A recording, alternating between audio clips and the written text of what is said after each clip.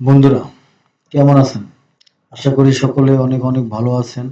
আজ আমি আপনাদের সাথে রয়েছি এমডি কাঞ্চন মিয়া।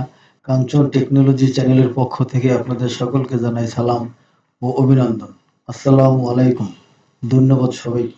বন্ধুরা, আজ আমি আপনাদেরকে দেখাবো আপনার হাতে থাকা অ্যান্ড্রয়েড মোবাইল ফোনটি দিয়েই আপনি ঘরে বসেই কিভাবে লোগো তৈরি করতে পারবেন এবং খুব সহজেই একটা অ্যাপ্লিকেশনের মাধ্যমেই আপনি thumbnail, banner, YouTube art play স্টোরে গিয়ে লিখবেন পিক্সেল ল্যাব লিখে সার্চ দিলে পরে আপনি ওই অ্যাপসটা ইনস্টল করবেন। ইনস্টল করার পরে আপনি ওপেন করবেন। ওপেন করার পরে আপনার এরকম আসবে। এরকম একটা ইন্টারফেস আসার পরে আপনি ক্যান্সেল দেবেন। ক্যান্সেল দেওয়ার পরে আপনি ডিলিট আইকনে ক্লিক করবেন। ডিলিট আইকনে ক্লিক করার পরে ওকে দেবেন। ওকে দেওয়ার পরে যে পিক্সেলটা আছে এটা আপনার সঠিক মাপ না। সঠিক মাপটা নিতে হইলে আপনি এই থ্রি ডটে যাবেন। থ্রি ডটে যাওয়ার পরে আপনি এখানে অনেক অপশন আছে। আপনি যাবেন ইমেজ সাইজ।